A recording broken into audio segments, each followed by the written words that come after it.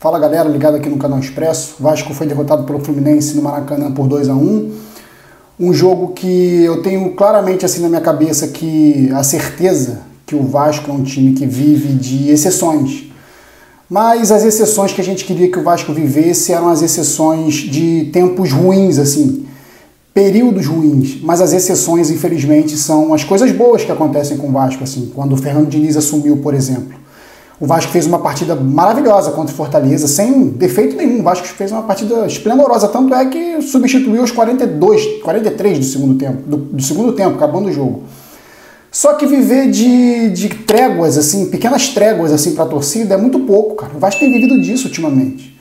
Hoje é uma partida lamentável do Vasco contra o Fluminense. Uma partida que eu estava presente e eu pude ver que a torcida do Vasco, ela realmente é algo fora do comum, porque muitas outras, como outros canais, outras pessoas, outros jornalistas, outros vascaínos falam, outras pessoas já tinham abandonado há muito tempo, porque foi uma atuação assim lamentável, abaixo da crítica, que não justificou a presença da torcida nem um pouco.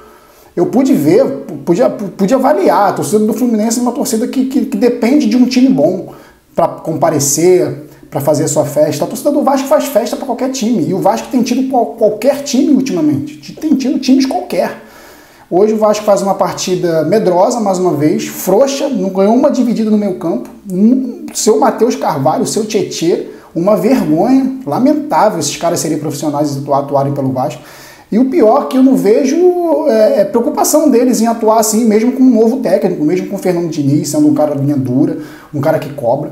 Mas o Fernando Diniz, cara, eu não quero ter razão não, tá? Mas o Fernando Diniz, eu acho que ele vai ter um tempo no Vasco, assim, em relação à paciência. Vai ter uma hora que ele vai explodir, vai xingar meia dúzia ali, vai ser demitido, ou o Vasco vai passar por um momento muito mais difícil do que vem passando. Hoje o que eu pude ver no Maracanã foi um time desinteressado, cara. Esses caras não podem vestir a camisa, muitos deles não podem vestir a camisa do Vasco. O Vasco faz 1-0, uma partida ruim, um jogo ruim como um todo, mas o Vasco consegue fazer 1-0 com o João Vitor ali num cruzamento do lado direito, numa falta sofrida pelo Paulo Henrique, numa jogada criada, trabalhada pelo Nuno Moreira, que substituiu hoje ali no meio Coutinho.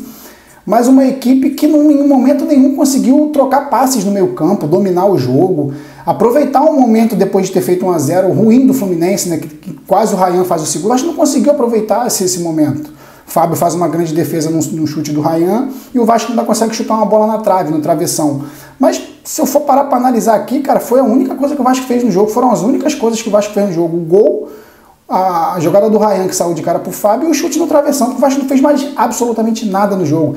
No segundo tempo eu marquei, o Vasco foi chutar no gol, ir para o ataque, chutar no gol não, né? Ir para o ataque, aos 14 minutos do segundo tempo. Até então, só deu o Fluminense. E o Fluminense também não botou o pé no acelerador não, tá? O Fluminense já pensando mais no Mundial também. Então nem precisou botar o pé no acelerador, que conseguiu vencer o jogo de forma natural, porque o Vasco não tem pegada no meio campo. O Vasco tem uma zaga com o João Vitor, que fez uma partida lamentável hoje, que atrapalhou o seu companheiro Luiz Gustavo. O Luiz Gustavo teve que sair substituído por cartão amarelo, porque o Luiz Gustavo estava fazendo uma partida muito melhor do que o João Vitor. O João Vitor inseguro, perdendo divididas pro horroroso do Everaldo. Então, cara, é lamentável, assim, eu saio assim com as... Eu já fui pro Maracanã já esperando, porque assim, a gente tem momentos de delírios assim no Vasco. Vamos lá, vamos fazer, vamos tentar ganhar, vamos na empolgação, vamos com um novo técnico, vamos com uma nova proposta. Mas quando você vai vendo o futebol desenvolver, é precipitação, é jogador frouxo, é dividida sendo perdida, é jogadas totalmente fora do propósito, é passe errado no meio campo, é posicionamento errado. Gente, que é o posicionamento do meio campo do Vasco? O que foi o Verratti hoje jogando? Menos um em campo, ainda fez um gol contra. O Ryan vive de lampejos mais para baixo do que de fortalecer o time, de fortalecer o ataque do Vasco. Então, cara, que coisa lamentável hoje no Maracanã. Assim, 2-1 foi pouco, mesmo o Vasco tendo botado bola na trave, mesmo o Vasco tendo aquela chance ali no abafa depois do primeiro gol, foi pouco 2-1. E como eu falei, se o Fluminense aperta mais um pouquinho, se está mais interessado na partida, o Fluminense metia 3-1, talvez 4 até. Por mais que o Léo Jardim não tenha feito nenhuma defesa absurda, o Léo Jardim conseguiu ainda fazer umas defesas ali importantes para o Vasco. Ainda conseguiu fazer umas defesas importantes. Não fez nenhuma defesa milagrosa, mas ainda conseguiu fazer umas defesas importantes. E o Fernando Diniz, cara, é um capítulo à parte, porque ele faz 4 substituições, ele troca volante por volante, tira o Matheus Carvalho e bota o Adson ali no segundo tempo para tentar dar uma força. Mas, cara, eu vejo o Adson, cara, infelizmente, eu não tenho mais perspectiva para esse jogador. Franzino não consegue ter força, não consegue chegar no ataque incisivamente. Fico triste, cara, porque era um cara que eu tinha expectativa que fosse ajudar, mas não vejo perspectiva também. Vasco hoje, por incrível que pareça, sente a falta do Coutinho. O Coutinho foi uma ausência sentida, que por mais que ele não tivesse vindo num grande momento. Mas eu repito, cara, o Vasco vive de tréguas com a sua torcida, assim, momentos que um técnico novo chega, aí empolga 1, 2 jogos, depois volta tudo a ser a mesma coisa. Por quê? Porque o elenco do Vasco é um elenco que não tem compromisso, parece, assim, a palavra acho que é a mais adequada mesmo. Um time que parece um time sem compromisso, um time que parece que não divide as bolas com aquela gana, que eu vi hoje o Guga dividindo, que eu vi hoje o horroroso do René dividindo, que eu vi o horroroso do Everaldo dividindo. O time do Fluminense é um time comum, aquele zagueiro horrível, Freitas.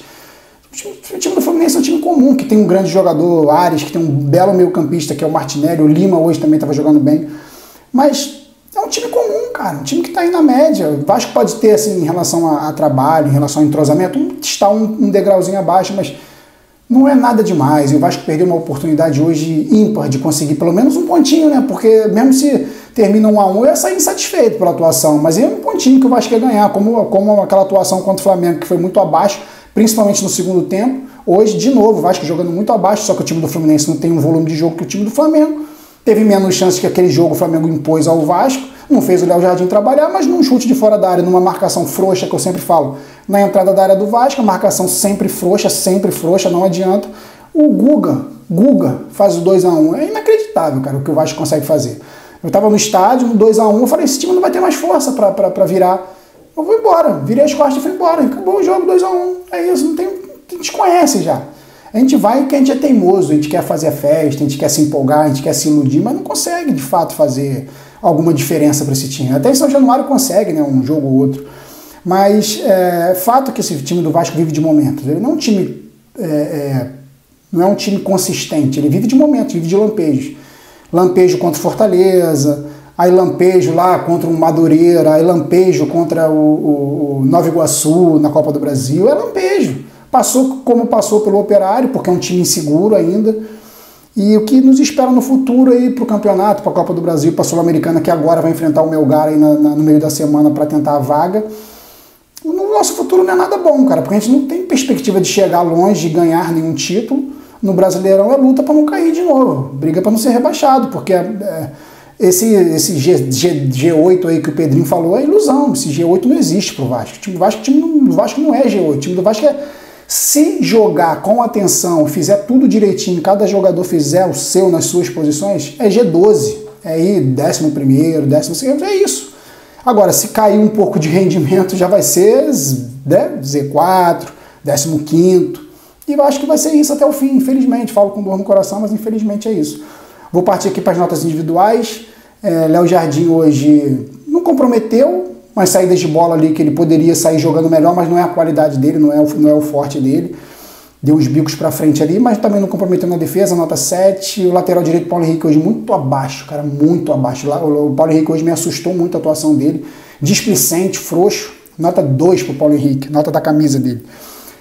O Luiz Gustavo estava fazendo uma boa partida, tomou cartão amarelo, o Fernando Diniz ficou com medo de um garoto muito novo num clássico ser expulso tomando o segundo amarelo, mas vinha fazendo uma boa partida, não vou botar na conta dele não, nota 6,5 pro Luiz Gustavo. O João Vitor, uma partida lamentável, apesar do gol, eu não avalio aqui o cara por uma jogada, eu avalio o cara por o que ele fez no jogo, perdeu todas as divididas pro Everaldo, inseguro, dando espaço nas costas, nota 4 pro João Vitor. E o Piton hoje, mais uma vez, medo, falta de confiança, não sei o que acontece com o Piton. Parecia que o Fernando Diniz tinha conseguido achar aí o Piton no seu melhor futebol, mas pelo visto não, que ele mais uma vez chega ali, volta, atrasa a jogada, passada para trás, toca para trás.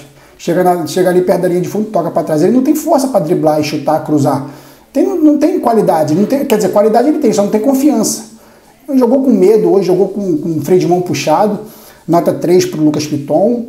O Hugo Moura hoje, do meio campo, era o mais consciente ali do posicionamento do que ele tinha que fazer, nota 6,5. O Tietê, lamentável a partida do Tietê, nota 1 pro Tietê. Matheus Carvalho, horroroso, triste Matheus Carvalho hoje, nota 1, para não dar 0, tá? Só para não quebrar o cara ali no meio. Nuno Moreira hoje, que fez o papel ali do Felipe Coutinho no meio, fez boas jogadas, era o cara mais lúcido ali no meio campo, como eu falei, qualidade técnica ajuda.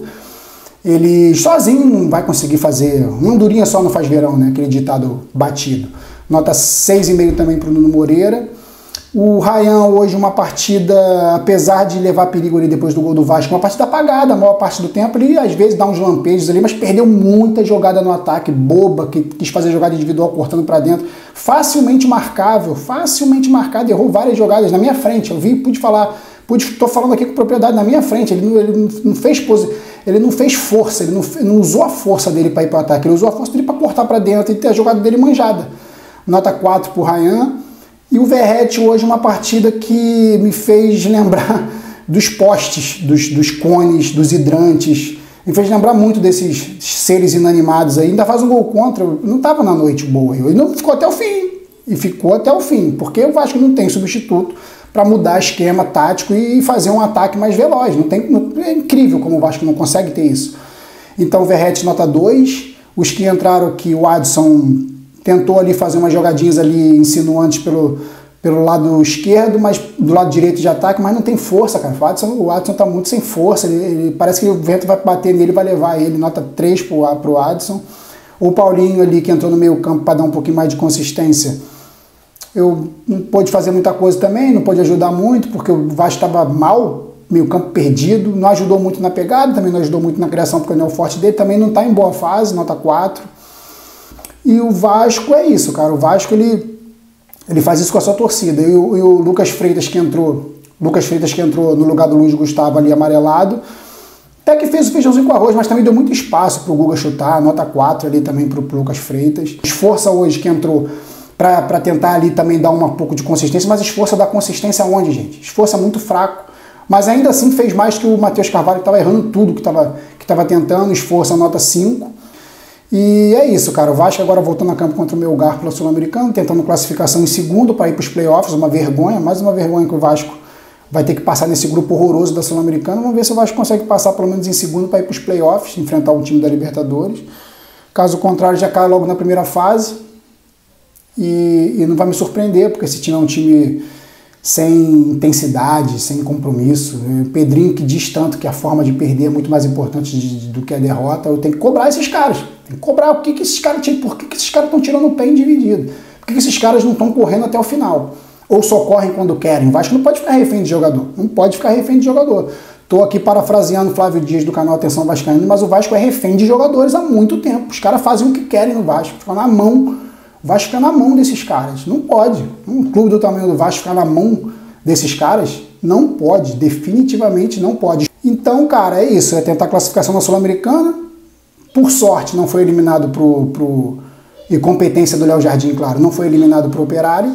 E agora é tentar ir na Sul-Americana, depois no Brasileirão contra o Bragantino em casa, depois fechar contra o São Paulo antes do Mundial e ficar chupando o dedo no Mundial. Ficar chupando o dedo no Mundial vendo os 3 rivais cariocas jogando o Mundial de Clubes, porque os 3 rivais cariocas são times organizados, cada um com seu esquema, Flamengo e Fluminense associativos ainda, e o Botafogo com a sua SAF competente. Ficar vendo os rivais cariocas jogar o Mundial. É isso que o Vascaíno vai fazer. Porque o Vascaíno vive de lampejos. O Vascaíno vive de uma partida contra o Fortaleza. O Vascaíno vive de um clássico contra o Fluminense lá no Engenhão, que o Vasco joga pra caramba. Tu vai pegando assim, vai contando um dedo de uma das mãos quantas atuações boas, maravilhosas o Vascaíno nos últimos 3 anos, 4 anos. E se for parar para ir lá atrás, vai ser mais ainda. Já vai juntar talvez 2 mãos nas partidas que o Vasco faz. O Vasco vive de lampejo, galera. O Vasco não pode viver de lampejos favoráveis. O Vasco tem que viver de lampejos desfavoráveis. Aí não é nem considerado lampejo, né? De momentos ruins, mas tem que ser curto. O Vasco não vive de momento ruim curto. O momento ruim do Vasco é pra vida, pra sempre. O Vasco vive de tréguas. E isso não pode, cara. Nenhum clube consegue sobreviver assim.